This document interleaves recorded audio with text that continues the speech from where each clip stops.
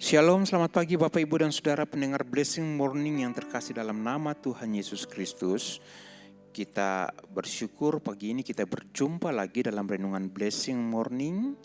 Kiranya berkat-berkat rohani senantiasa mengalir dalam kehidupan kita pribadi lepas pribadi.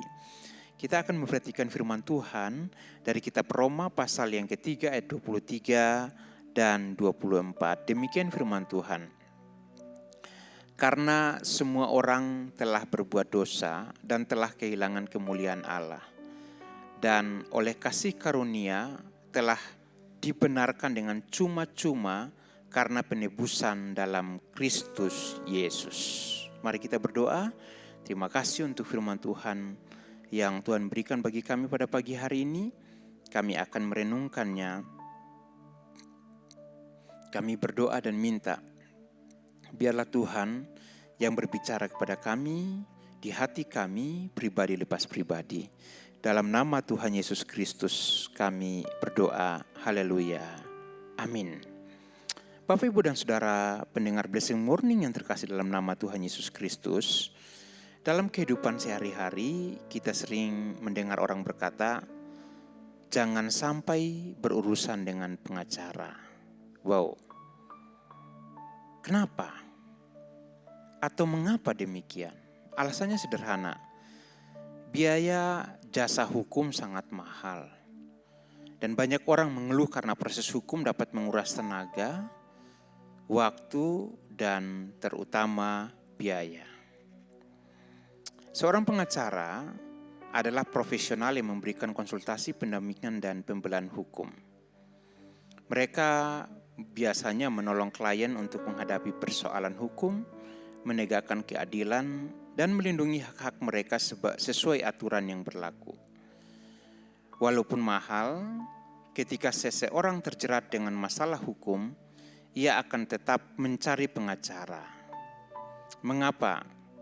Karena ia tahu bahwa ia tidak mampu membela dirinya sendiri. Ia membutuhkan seseorang yang lebih mengerti hukum, lebih berwenang, dan mampu mewakilinya.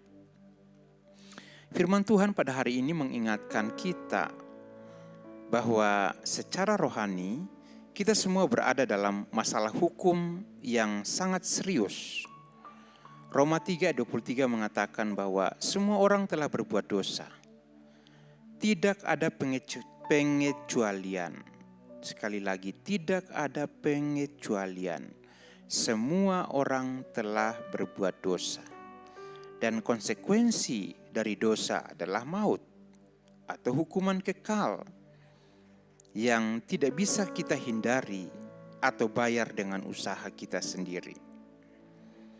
Namun disinilah kabar baik Injil itu bersinar paling terang. Allah dalam kasih-Nya memberikan Kristus Yesus sebagai pendamai dan penebus kita.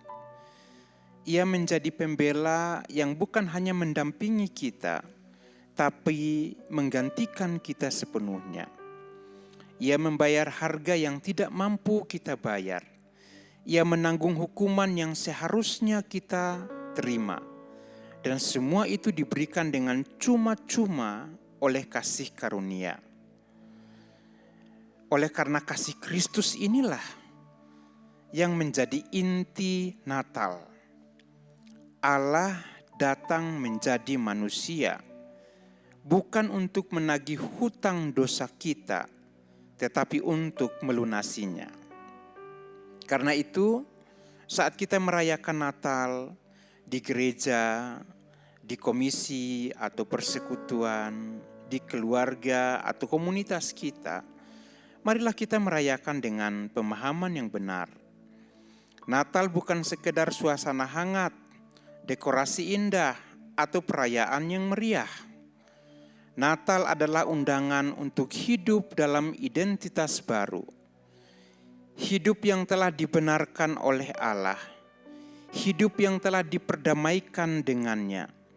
Hidup yang menerima kasih karunia bukan karena layak, tapi karena Kristus telah menebus kita. Jika orang rela membayar mahal untuk seorang pengacara demi menyelesaikan masalah hukum di dunia, betapa bersyukurnya kita karena untuk masalah rohani yang jauh lebih besar, Allah sendiri yang turun tangan dan Ia melakukannya dengan memberikan putranya yang tunggal Yesus Kristus kepada kita tanpa menagih biaya apapun. Ia memberikan dengan cuma-cuma kasih karunia dan keselamatan kepada kita. Natal adalah anugerah terbesar. Karena itu mari kita menerimanya dengan syukur dan menjalaninya dengan hidup yang baru di dalam Kristus Yesus yang telah menebus kita. Di dalam Kristus Yesus yang oleh kasih karunia-Nya maka kita dibenarkan dengan cuma-cuma oleh Allah. Mari kita berdoa. Terima kasih oleh karena Kristus Yesus hari ini kami adalah pribadi-pribadi yang baru dalam hubungan dengan Allah. Kami orang berdosa yang layak dihukum, tapi karena Kristus Yesus yang mati di atas kayu salib untuk menebus dosa kami, maka kami semua menjadi orang yang dibenarkan oleh Allah. Bukan karena perbuatan baik kami, bukan karena kehebatan kami, bukan karena bayaran yang kami berikan kepada Allah, tapi oleh karena kasih karunia Allah di dalam Kristus Yesus yang diberikan kepada kami dengan cuma-cuma. Terima kasih, kami bersyukur pada Tuhan. Dan oleh kasih karunia itu, hari ini dalam semua aktivitas kami tahu keterbatasan kami tahu kelemahan kami, kekurangan kami, ketidakberdayaan kami. Dan kami tahu bahwa oleh kasih karunia Allah di dalam Kristus Yesus yang telah menebus kami beroleh kekuatan Allah untuk mengatasi segala persoalan-persoalan yang kami temui dalam hidup kami. Terima kasih Bapa, kami bersyukur bahwa berkat Allah senantiasa menyertai kami sekalian dalam seluruh kegiatan kami pada hari ini. Di dalam nama Tuhan Yesus kami berdoa. Bapak, Ibu, dan Saudara, terimalah berkat Tuhan. Tuhan memberkati engkau dan melindungi engkau. Tuhan menyinari engkau dengan wajah-Nya dan memberi engkau kasih karunia. Tuhan menghadapkan wajah-Nya kepadamu dan memberi engkau damai sejahtera. Diberkatilah engkau dalam seluruh hidupmu dengan berkat-berkat daripada Allah Bapa, Tuhan Yesus Kristus dan Roh Kudus, dari sekarang sampai Tuhan Yesus datang yang kedua kali. Amin.